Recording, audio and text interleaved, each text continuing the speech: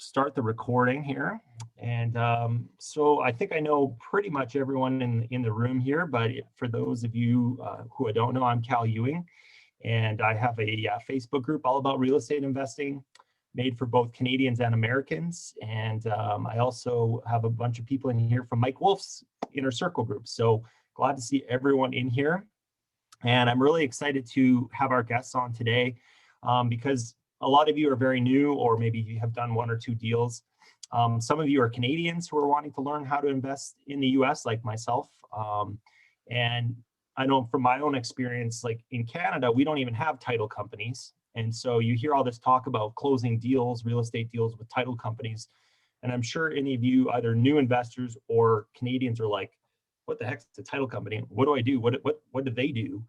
And what's the closing process like? So if I'm out there, sending out letters or doing my marketing campaigns and I get a deal under contract, there's a lot of people talking about that, but there's not a lot of people saying, well, what do we do next? When we have this piece of paper and the sellers agreed to it, well, now what do we do? And so we haven't had a lot of content on that in the group. And so I've been looking for someone to come on, and I ended up meeting my guest here, Zack Harris from Blueprint Title, a couple weeks ago. We just met in a different Facebook group, and we were chatting, and I thought, oh, this is going to be perfect to have Zack and Haley come on and talk about Blueprint Title, which is a relatively new title company, and they're working on conquering the entire US. So one state at a time, but they have got a really cool product and service that they're going to talk to you about, and their focus is all about real estate investors.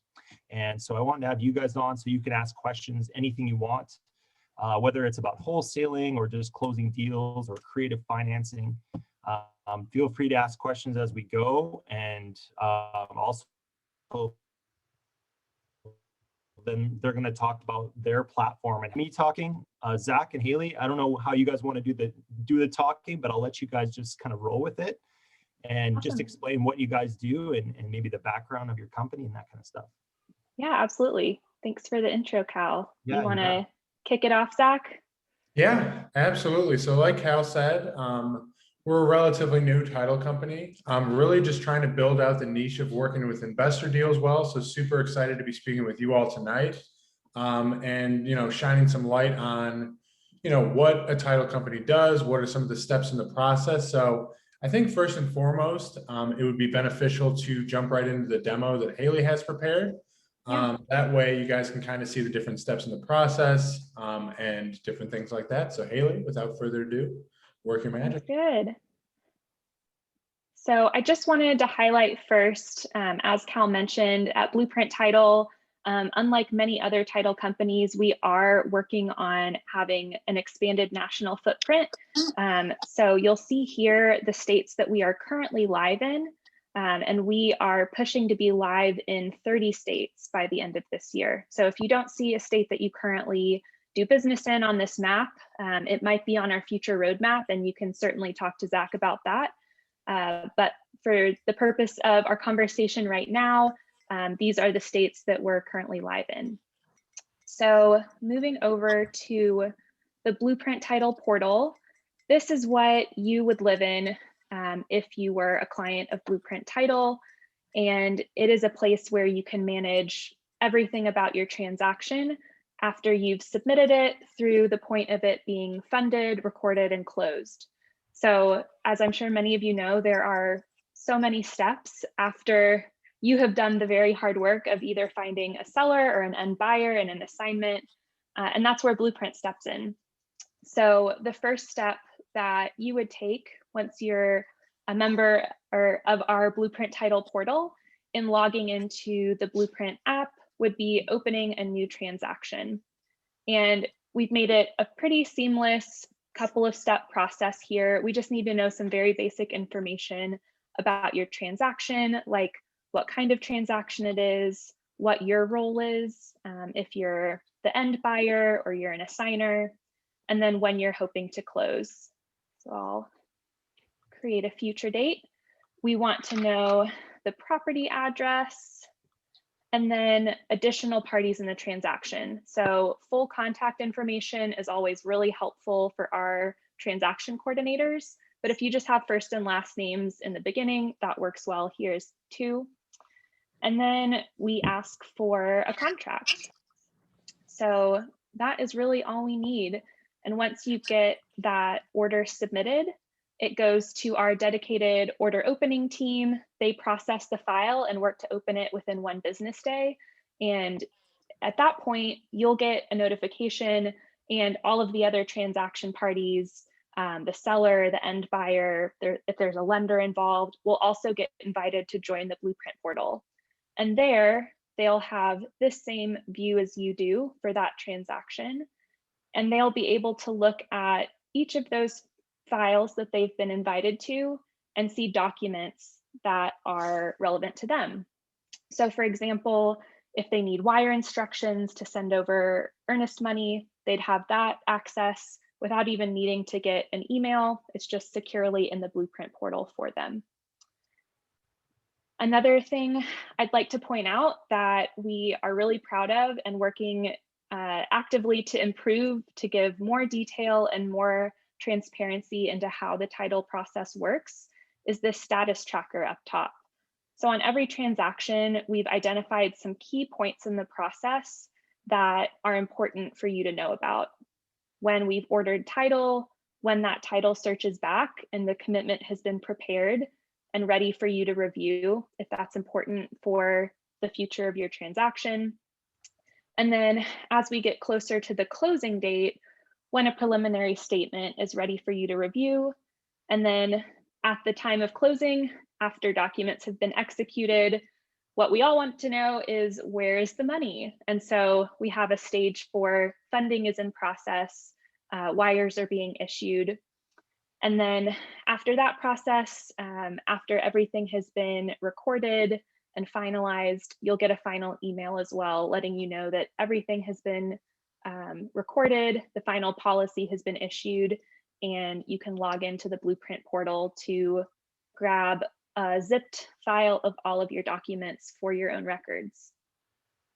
So that was a very quick and brief overview of the entire life cycle of a transaction with Blueprint Title. I do want to point out another new feature that we've recently added, which is the way to directly reach out to your assigned operations team from within the portal. So there's no more searching for what email address or who was the last person I talked to at Blueprint. You can just type your information in here, let us know what your question is, and that will get automatically routed to your operations team, who'll get back to you quickly with any answers they have. Well, that's So pretty cool. I got yeah. some questions just to Absolutely. kind of guide people through this. So typically what happens for those of you that are new, you will get your seller to sign that contract. And often if you're the one reaching out, then you're going to be able to choose the title company. Is that correct, Haley, typically? And so Yeah. even if you're working in multiple states or multiple cities, one thing that I find frustrating sometimes is if, say, you do invest in multiple cities and suddenly, you might want to use your old title company you've used before, but now you're in a different state.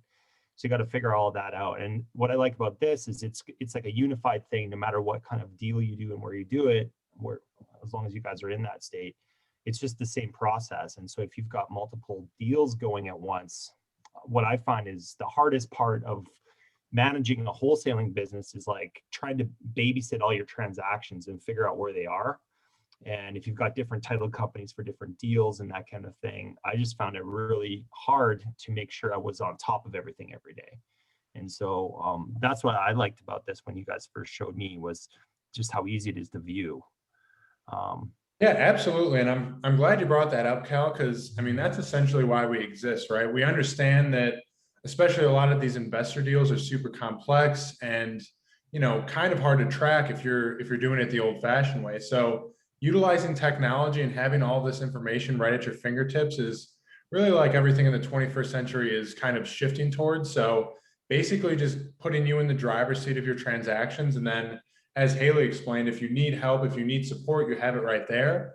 Or I could always be a point of contact as far as getting things pushed along as well. But yeah, it is a super great way to keep organized and be able to track where all your transactions are at. And another thing that's pretty cool as well is Pertinent documents can actually be executed in the portal as well via HelloSign. So you don't even really have to do it the old-fashioned way. I mean, of course, you could just do the wet ink signature and just scan it through.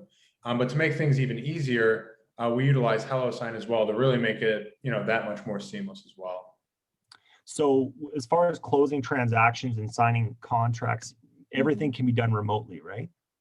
Yep, exactly. So you don't physically have to, be in the certain place. You don't have to go into a physical brick and mortar title shop. And, especially with the crazy pandemic nowadays, not a lot of people are really comfortable doing that kind of stuff. So just another way to kind of easily handle business without having to physically be there. And it sounds like a lot of you all are in Canada as well. So you don't have to make the trip across the border to get your transactions closed. We'll handle all that for you. Yeah, that's really handy for sure. Okay, so let's talk a little bit about the role of title companies just in general, and even title insurance, just because I know there's a lot of new people on the call. So what is a title company and why do we need it? That's my first question. Well, I mean, you essentially need a title company to ensure that there isn't any sort of break in ownership. So a title insurance policy is essentially just protection against any sort of break in that ownership. So Haley, I'm not sure if you have any more light to shed on that. I know that's kind of vague, but essentially just kind of covers you in that regard. Yeah, Zack explained it well. I think the most important thing is that as a seller or as an assigner conveying rights, as a buyer, sorry, or as a assigner conveying rights to an end buyer, you want to be telling them or to know yourself that when you sign those documents, you actually own that property and no one else can come back at a later date and say, actually, this is mine, or I have a lien against this and you now owe me this amount of money. So that's where title insurance comes in and the work of the title team, which is to do all of the research needed to know everything that is related to that property, its current owners, its past owners, and even the future buyers. So it's a lot of investigation and very detailed work done on our end. But we have a really amazing team of operations professionals who do that every day. And stay in close communication with clients about what's needed. And then another thing that we are hoping to do with our portal is to be kind of a change agent in the title and escrow industry, because there is a lot of mystery around this process and we want to create transparency there. So I think a future focused on training and helping everyone understand what those documents are that they're reading is something that we're really excited about as well. Yeah, definitely. Like I've heard when it comes to title issues, I've heard horror stories of like, someone was supposed to inherit a property, but somehow it got missed. And so it got sold to someone else. And then, 10 years later, they come out of nowhere and say, actually, this is my property. And if you don't have a title insurance policy, then they can actually take away your property and all the money you put into it and everything else. And so from my understanding, having a title insurance policy is if someone comes out of the past and tries to take your property or claim a lien, then that policy is going to cover that and you're not going to lose your property, or it'll cover the costs, right? Is that essentially how it works? Yeah. Yes, that's correct. Okay, cool. So let's just really take this step by step. So let's just say I've talked to a seller, and let's just say I'm a wholesaler, and I've got contracts sent and signed by the seller. Okay, so I would log in, and I'd probably already have a login, right? I'm going to upload that contract to you guys or to the portal, correct? And the seller's contact information. Yes. Now, the seller's probably going to want earnest money. So then do I wire that through, or how do I even send my earnest money in? Yeah, so as soon as that transaction is opened on our end, which involves doing some additional work so that we can order title and get the process kicked off with our paperwork electronically, you would receive an email within one business day of having submitted that order, to be able to log into the portal and access a document that is wire instructions. So if many of you are Canadian, wiring would be the preferred way to send earnest money. We do have a couple of physical offices around the US that a physical check could be dropped off to, but wire is definitely the preferred method. Okay. So you submit your earnest money, and then you guys are going to basically start a title search, right? You're going to start looking at the title history of the property. Yes. And typically as a wholesaler, you're going to have something in your contract that says that if you're buying this house from the seller, if you find any title issues, you probably have the right to back out of the deal or renegotiate. So that's why this is so important, right? Because you've got the one stage where you've got the title commitment and you can read that, right? Correct. And so as a wholesaler and the buyer, that title commitment stage, that's going to show you everything that they found on the title search, correct? Like any liens or the chain of title, who owned it over the past however many, 30, 50 years, whatever, right? That's correct.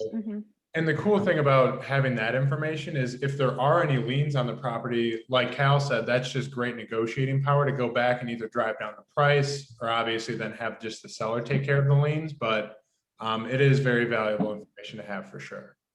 Yeah. And so what happens if for whatever reason the deal falls through and we can't find a buyer or whatever it might be, and we back out of the deal? Like, what happens to that title search and everything that's been started? Because sometimes you don't always go through with a deal. Sure. Yeah, and that's a great question, Cal, and I'm glad you brought it up. So, the title search actually costs a couple $100 per, search. However, we in good faith will never pass through along any charges to our clients because we know in good faith that, you guys obviously are trying to close the transactions as well. So that's something that we would definitely cover. And then just, like I said, have good faith at the next one that we'll be able to close for you. Okay. But it can be essentially, there's no, I guess there's nothing tying you down to having to complete the transaction. It's something that definitely can be backed out at any time. Okay. However, we don't prefer it. Yeah, for sure. And in terms of returning earnest money, we follow through with whatever is stipulated in the contract. And so if that is laid out in the contract, that it be returned to you for whatever reason. If you back out of the contract, our disbursement team would obviously take care of that. Okay. So then the next step then would be we find our buyer, right? So now we've got an assignment contract signed with our buyer.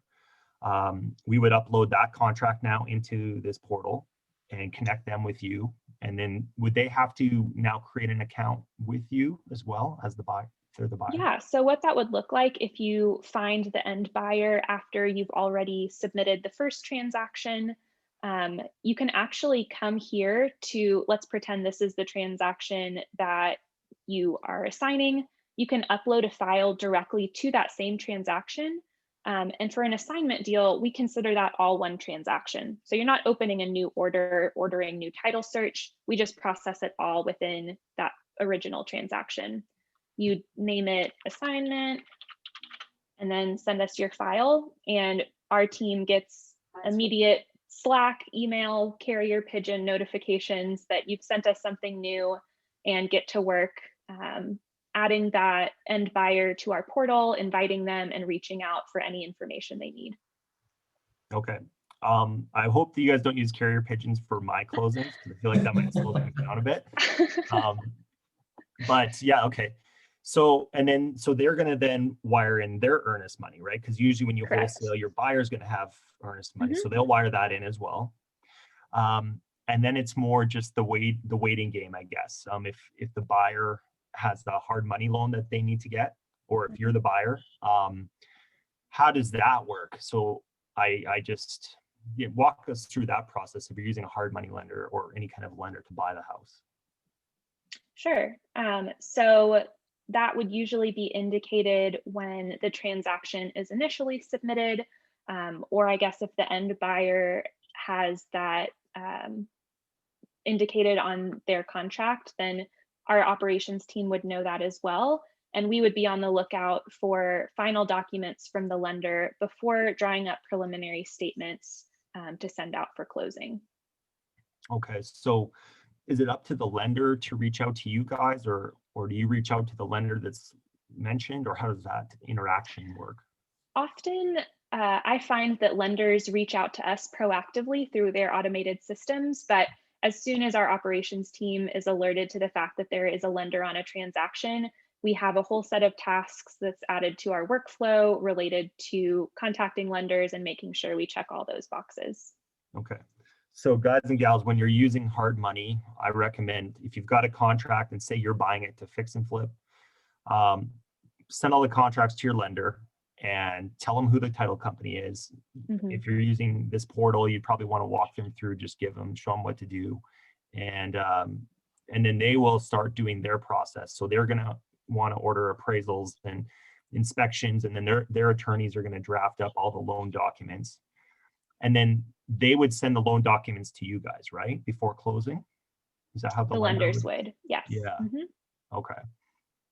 All right. And the reason that our operations team needs to know that information is because prior to closing, we need to have a full ledger of, here are all the funds that should be coming in for this transaction. And after we have them, here's who they should be dispersed to. So the seller usually gets most of those funds, but then paying off any liens, any prior mortgages, anything else stipulated in the contract or that we've discovered throughout title, that is all done before closing.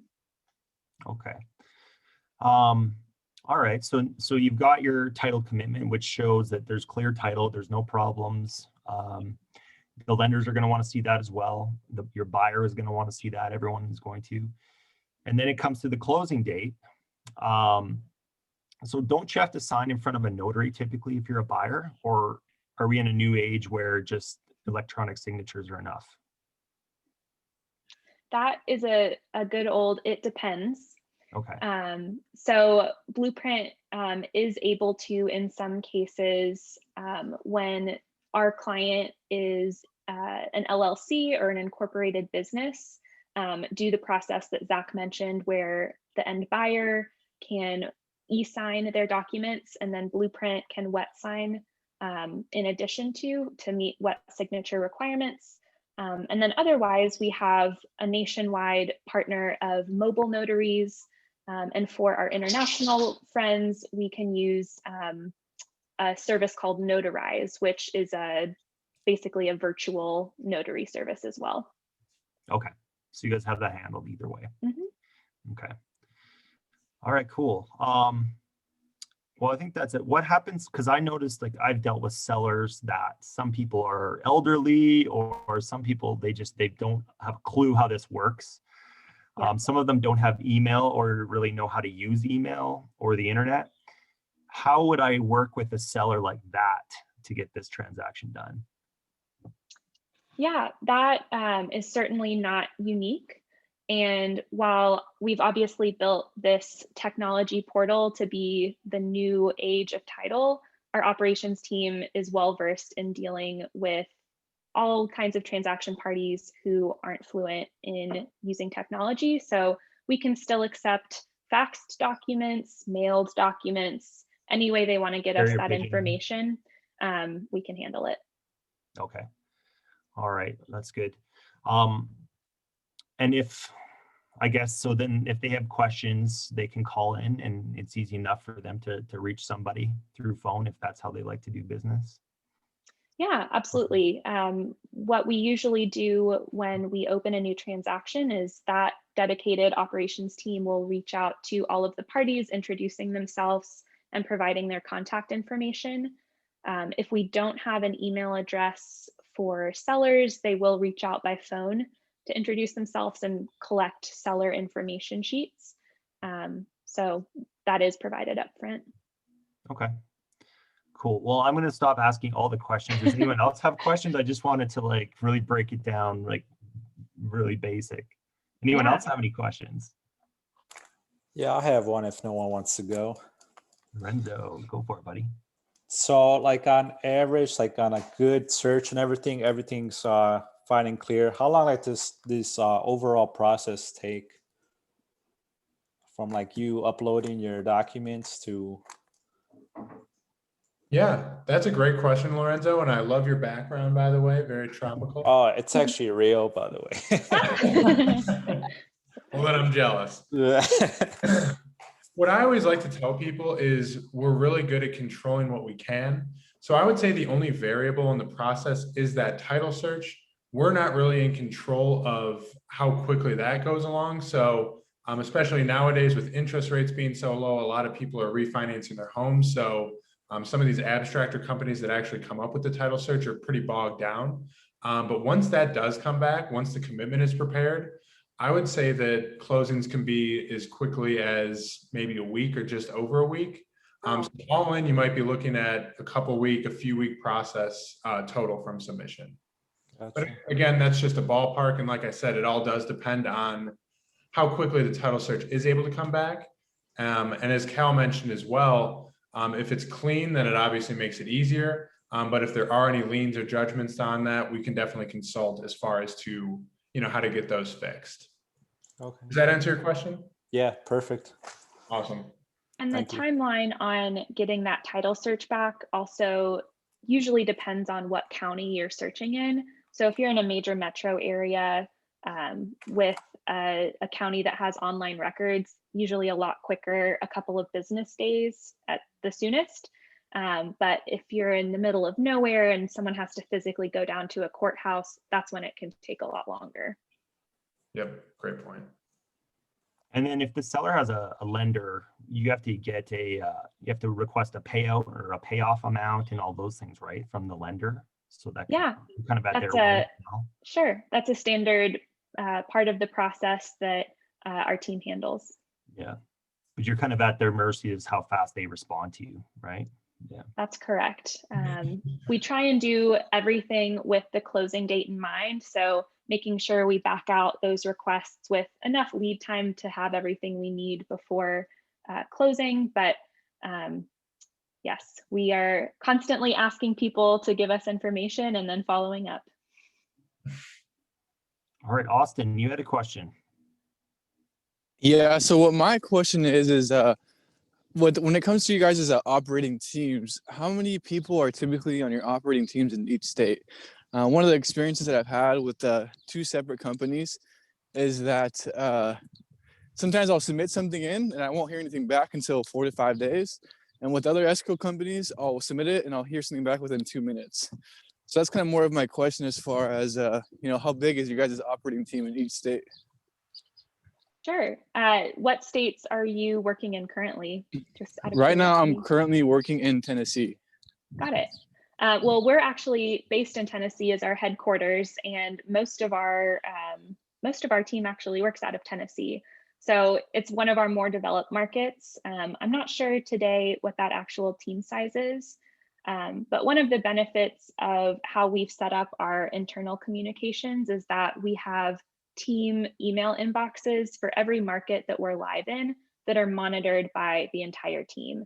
And so if you send in an email about one of your transactions and it's assigned to a specific escrow officer, if they happen to be doing a remote closing at that time, there's still the opportunity for someone else on that team to hop in and be able to help you out with your question. Perfect. That answers my question. Now I have another question.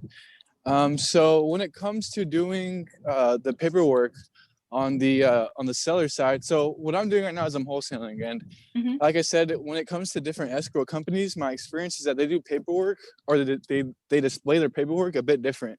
So what my question is that when wholesaling, do you guys do split HUDs as far as like if I were to have a JV partner who he gets a buyer and we both JV on the deal, do you guys do split HUDs? And also, how does it look on the paperwork as far as the seller goes?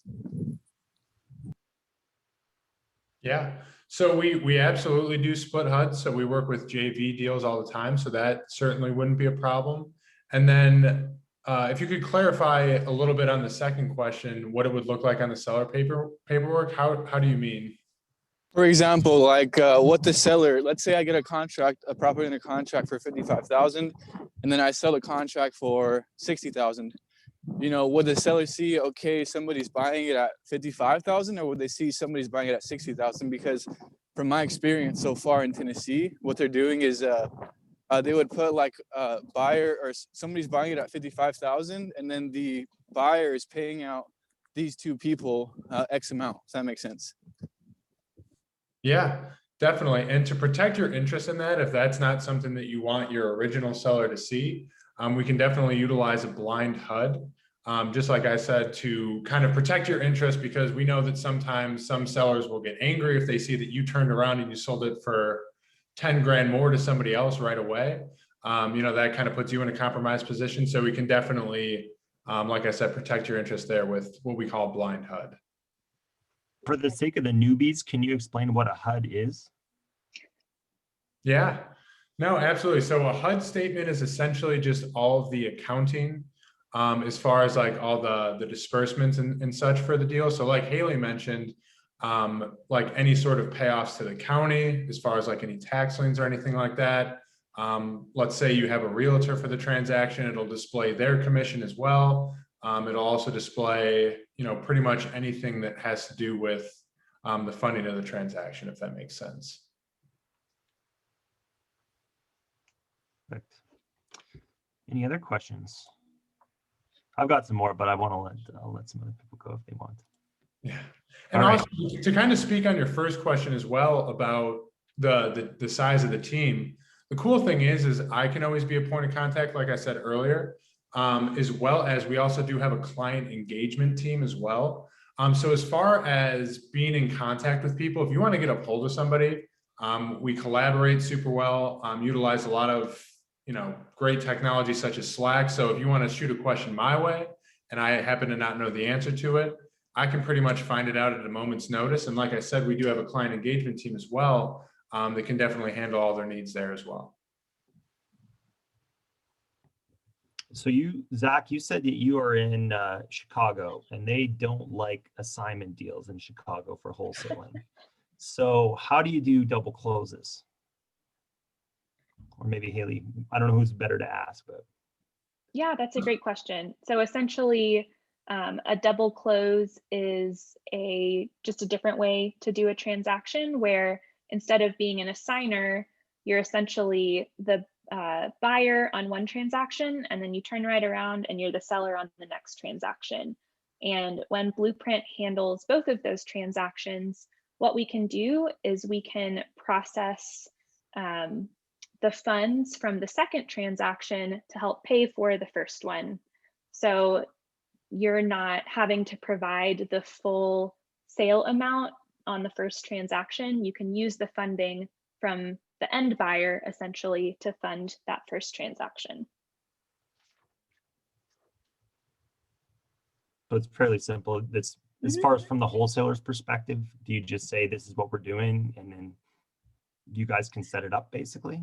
Yeah, absolutely. So that would just, today, what that would look like is when you're submitting the original transaction, if you have both contracts, you could attach them both. And then on our end, we do the work of splitting it up into an AB and a BC double close transaction. And you'd have both of those transactions in your Blueprint portal to be able to monitor the progress on both of them. Okay, so you'd have two purchase and sale agreements instead of an assignment agreement and a purchase. Yep, agreement. that's correct. Yeah. Okay. What's the gap in time where that's doable?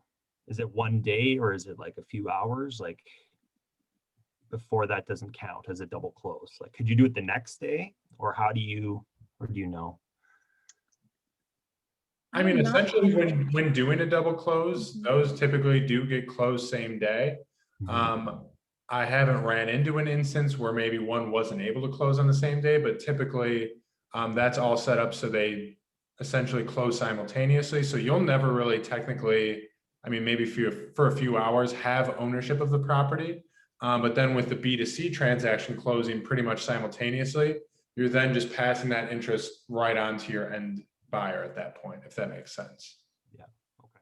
Because I've heard some situations where you need to have like a gap funder that comes in and buys it for a couple hours for you, kind of lends you the Mhm. money for a few hours, and then they get paid out again by the buyer's money. But all right. Yeah, I haven't, I can't think of any instances where I've seen that in the markets that we've worked in. But if you ran into that and had a question before you wanted to open a transaction, we also have a dedicated team of title attorneys on our staff that love to answer questions like that about, can we do this, all the time. Okay, awesome. So if I have a creative type of a transaction, like a subject to or owner finance or Mhm. whatever else, how does that work? Would we talk to the attorneys first, or is it just submit the paperwork? Or I mean, essentially just submit the paperwork, and it's something that you can also stipulate when submitting the transaction. So let's say you're doing a sub two deal, that's, you know, as easy as just putting it in the notes section, just kind of describe the, I guess, the nature of the transaction you're looking to carry out. And we have a very seasoned operations staff. You know, they've been in the industry for a long time and have really worked with these investor deals well. So whether you're trying to assign a contract, double close, sub two deals, any sort of creative finance with transactional funding, as Haley mentioned, owner financing. I mean, pretty much anything under the sun. These are things that we see all the time. So it's basically just as easy as telling us what you're looking to do with it, and we'll take care of it for you. okay, that is awesome. Any other questions from anybody? I have another question. Go for it. Okay, cool. Yeah, so maybe you guys already gone over it, but what's the reason why, or what's the more benefit to go with you guys over like a local title company? That is a great question, Austin, and I'm glad you asked. So I'm not sure how much experience you've had in the past with other title companies, but a lot of them are super antiquated and have pretty old processes. So, you know, as far as, you know, we're highlighting how cool it is to be able to electronic signature and do everything virtually. I mean, sometimes you would have to have those wet ink signatures FedExed off. That's a cost, and that's also time wasted. And then the biggest part about it, and I think the big differentiator for us, is this blueprint portal that we were able to walk through.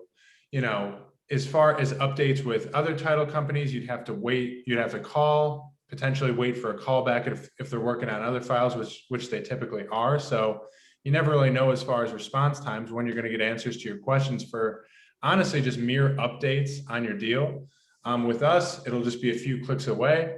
Just log back in your portal and you'll have that bird's eye view as far as where everything is at and on a step-by-step basis. So especially being wholesalers as well, it's super valuable because a lot of times when you're the assigner, you see a big communication bottleneck.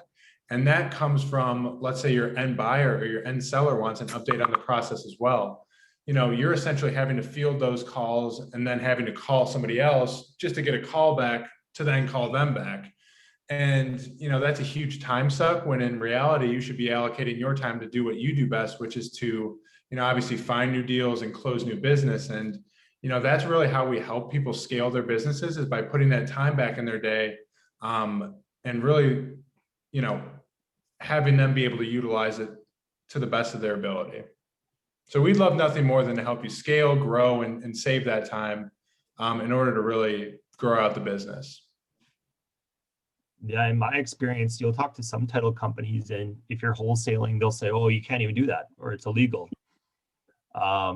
So it's very frustrating sometimes finding someone or a company to work with. And then I'm not going to mention any names, but there's a well-known title company in Texas that so many investors use, and I used them one time thinking I was making a really good choice, and I could not get a hold of anyone, could not get callbacks, I couldn't figure out where my file was at.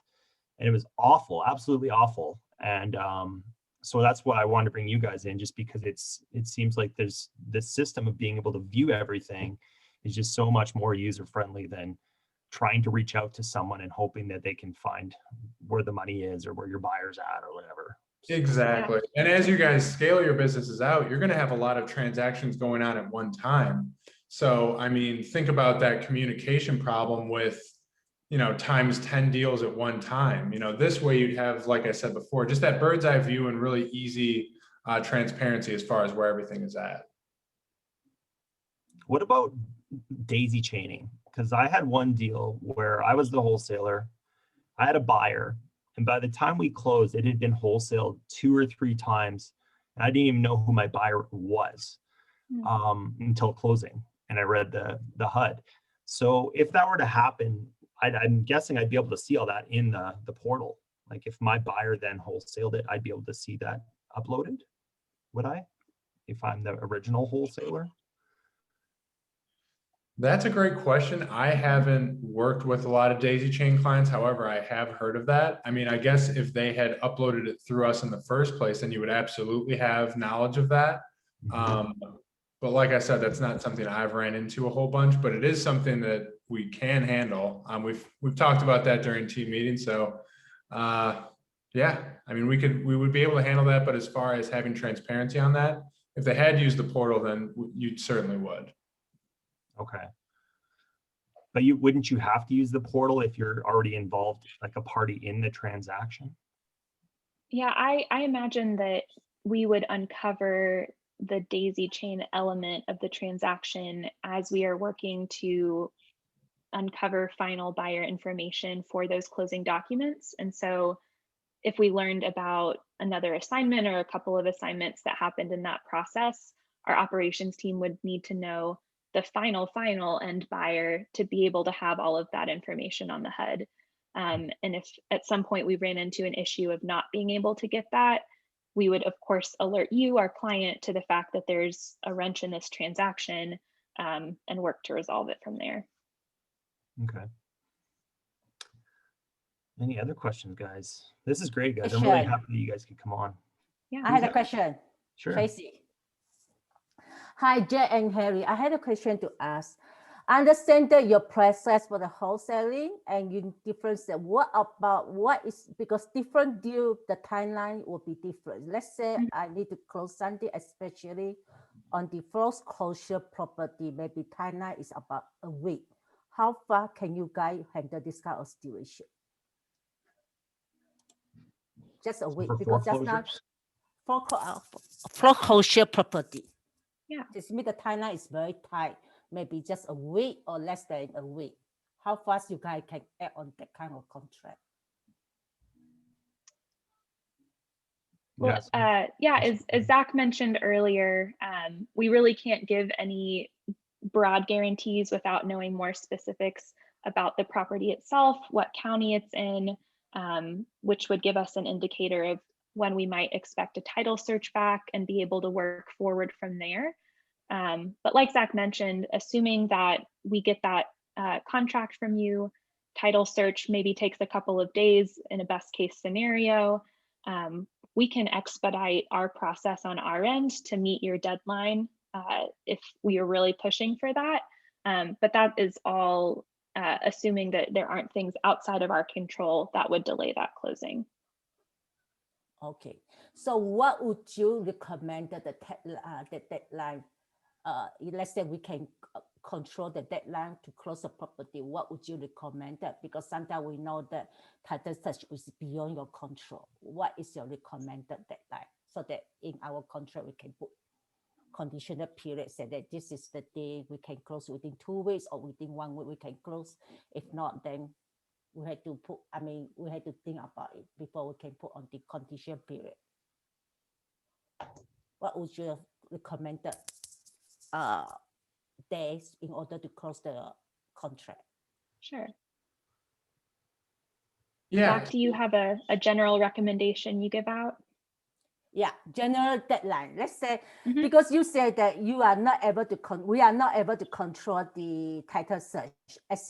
Let's say, because some of the property is very, you need to close very tight deadline, let's say a week. So you say that maybe as long as you can close it, but sometimes it's beyond your control. So what is your recommended day for us to put on the contract, say that we need 2 weeks or 1 week to close the property?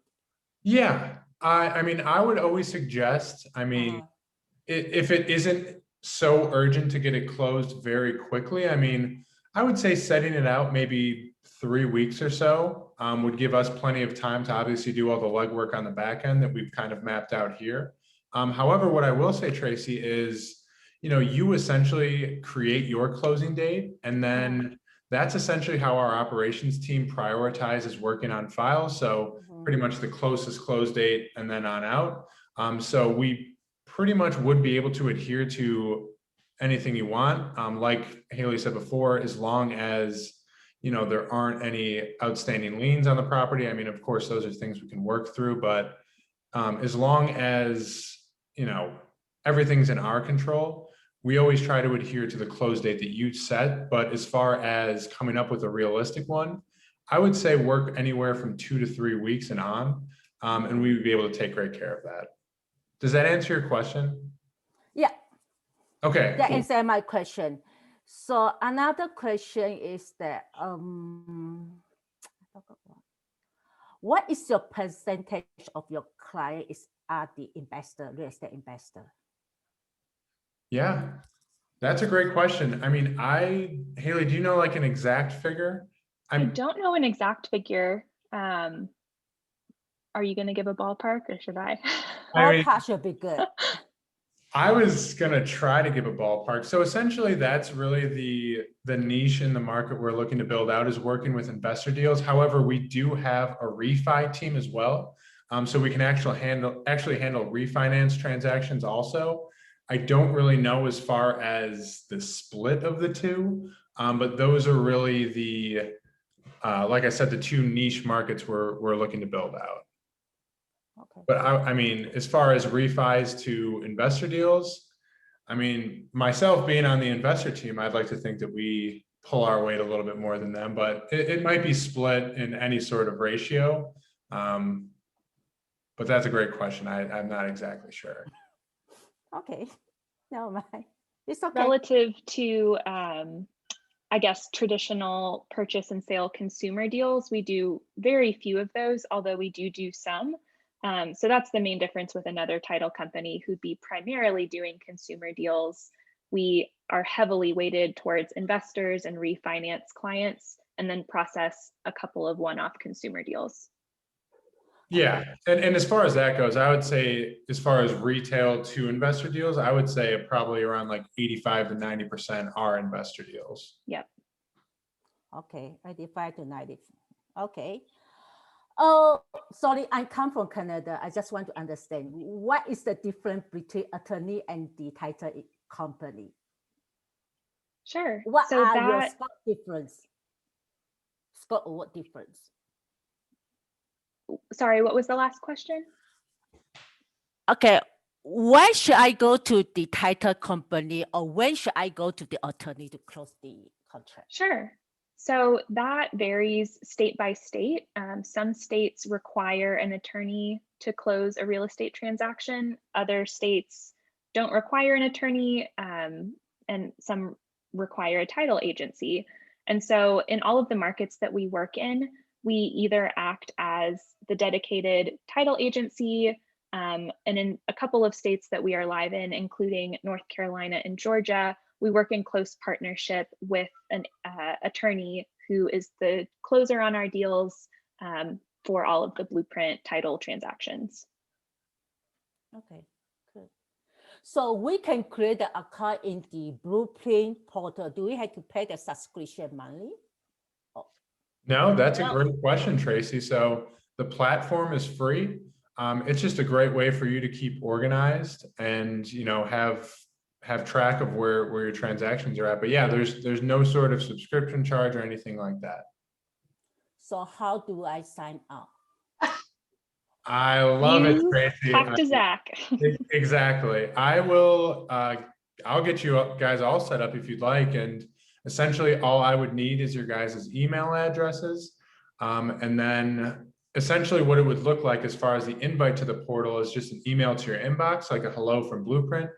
All you all need to do is just click through the link and create your login information, and you'll pretty much be in. And then as Haley mapped out, as soon as you do have something under contract, it's as easy as just self-sufficiently uploading it through the portal, and we'll take care of the rest for you. And throughout the life of the transaction, you'll be able to track that on that step-by-step basis as well.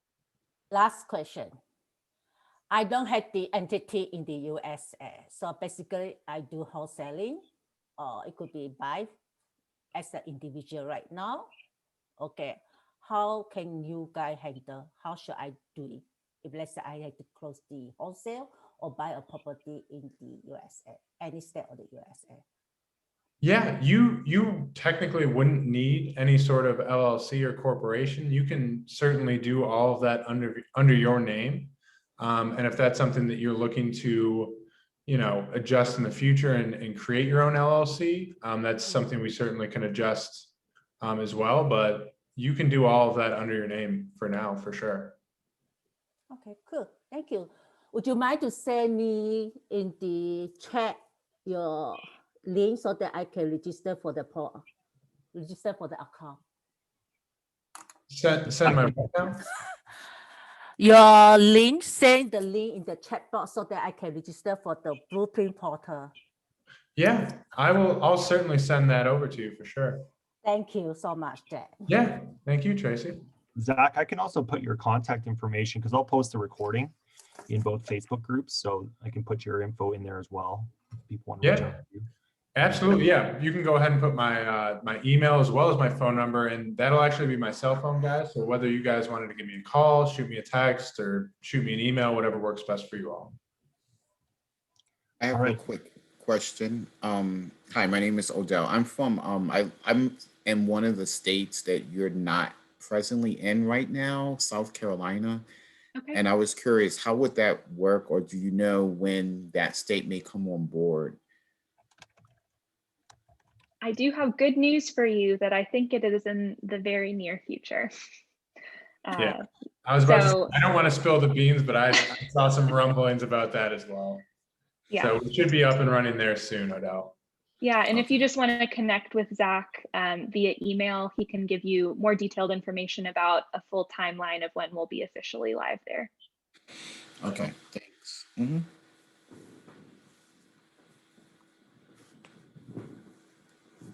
Tracy, I had one. Oops, I was just I had curious. one other. What state are you all in? Yeah, let me. I will post the link to that in the chat here. We're currently live in. I think our website says 17. I believe we have one additional one that isn't on the map right now. But I also mentioned that we're adding new states to that list every month and hope to be live in 30 by the end of this year. Awesome. I thought I heard the 30, and then I looked on the website and said that's not 30. So that's why I was a little bit confused about that. Okay. Yeah. Where is your headquarters? Our headquarters is in Nashville. Oh, cool. Wonderful, wonderful place. Yeah. All right. Tracy, I had one other thought related to your question about when what can affect a quick or a longer closing. And something that I've observed from our operations team is that the biggest indicator of that is responsive parties on all sides of the transaction. So as much as you have the power to influence your sellers or your end buyers to know who your title agency is and get the information that that title agency needs as quickly as possible, that really increases the chance of you closing on time. Okay, I can know on that. Thank you. Yeah. If you're buying foreclosures, you don't necessarily have to get an insurance policy. Like if you're trying to close within, 4 days and you're willing to take that risk, I mean, you could still handle the closing without the title insurance, correct? If you're willing to take that risk. That's not something I could speak that well. Yeah. I'm not going to lie to you. Haley, do you have any insight? I think that would be probably another state-by-state question, but one that we could pose to our team and get back to you. Okay. Fair enough. Mm-hmm. Great questions, guys. So I have another question, sorry. Okay, I was gonna say okay, go on. You can go, Tracy. I had another question too. Sorry, Angela. I had another question. Do you have any kind of checklist? What are the documents we should be prepared so that we can upload all the things to the portal in order not to delay the closing deadline? Yeah, so that's one of the great things that our operations team will do as soon as that transaction is submitted and open, is they'll reach out to you with the information that's needed. And then while I can't show it to you in the Blueprint portal today, another great thing about us is that we have a dedicated team of software engineers who are building this proprietary software for us. It's not something that we've outsourced. And so something that's in development right now is a very thorough checklist that tells you exactly what's involved in each of those stages that I did show you in that tracker. And so once that's released in the coming month or so, that would be a really great place for you to see, okay, here are the 4 of the 5 things that are included in this step. Here's the one that I need to get back to Blueprint. Here's what I can follow up with my seller about. So you'll be more empowered with that information in the near future too. Oh, thank you. Yeah. Angela. Cal, I was a little bit confused, and maybe you made it clear earlier and I just didn't catch it. You keep saying insurance, title insurance. I'm a little bit confused. Are you all providing insurance as a part of this? Is that something that's included, or is that something that's separate? I'm a little bit confused on that insurance part. Yeah, so I mean, essentially that is included. And we kind of mapped that out earlier. The reason that exists. Right, you explained why, but I just was trying to understand, was that something that was included or was that separate?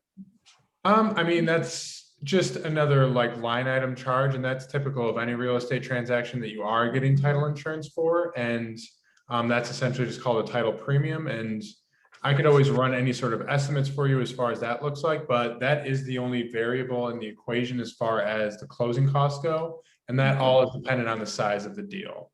So depending on how big or small the deal is, the title premium will go, up and down accordingly. Does that make sense? It does. And as Cal explained why you do it, that makes sense why you would do it. Somebody come out of the woodwork and say, well, I inherited that 10 years ago and I just didn't know. And they want to come get it from you. So. Right. Exactly. That would be a scary thought. Mm-hmm. Yeah. Or even in the process of closing, if somebody came out of the woodwork in the days of closing. So makes sense.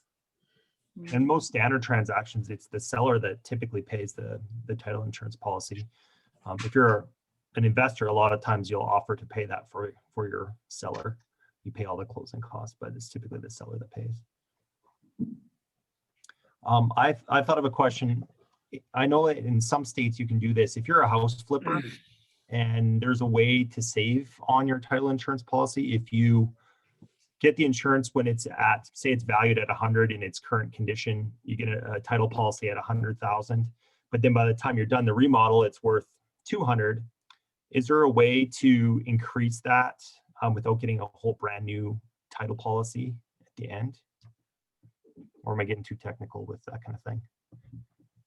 That is a great question, Cal. I've heard in Texas you can't, but I know some states you can, and it saves you a lot of money when you go to sell it or something. Yeah, I think that would all be dependent on the state and their regulations. But yeah, a new title insurance policy would then be issued once you sell that property. And that would be something that the buyer then would take on. If that makes sense. I'm just wondering if you're running any risk as a house flipper, like if you insure it at the 100,000 value and then something happens to the title, like someone comes out and you have to pay out, but now the house is worth 200,000. Is there a risk because I got the $100,000 policy instead of my end ARV, I have to repair value? You guys know? I mean, I wouldn't really think so, because essentially you bought it at that 100K valuation, and then you have exceeded increased the value in it by doing your, work as a flipper. So I wouldn't really be able to, and I'm no title attorney myself, but I wouldn't really see an instance where somebody could be able to come at you, and just because you're underinsured now that you have increased the value, that you would be liable for anything like that, if that makes sense. All right. And again, I'm not giving. Yeah, you're not an attorney. I get that. Some of this stuff's maybe too in the weeds. That's a great question, though. I think I'll definitely be asking that in our sales questions channel tomorrow. Yeah, seriously, great question, Cal. Thanks.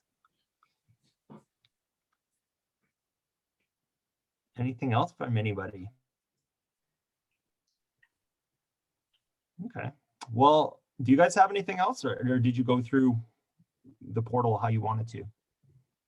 I think we walked through anything. I mean, if you guys ever have any questions, I know Cal said he's going to share my information, and yeah, would love to have a conversation with all of you, just in regards to, you know, how business is looking for you guys, how to get everything set up, and then would love to help you guys submit some contracts, and, you know, really think we can build some strong partnerships with you guys. So we'll be more than happy to do so, and, you know, really would love to help you guys grow your businesses out.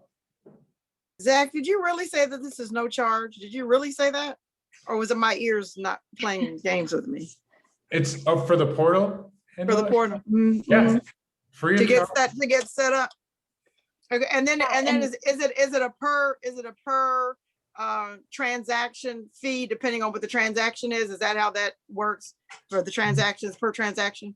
Exactly. That's how Right. the closing costs work, is just on a Right. transaction by transaction basis. But So yeah, just having the portal is no charge, but then yeah, it's per transaction. Okay. exactly. Yeah. Portal is All free of charge. So that's the beauty of it. We're just here to Okay. help you out. Okay, Jack, I had a question. What is your pricing for the transaction?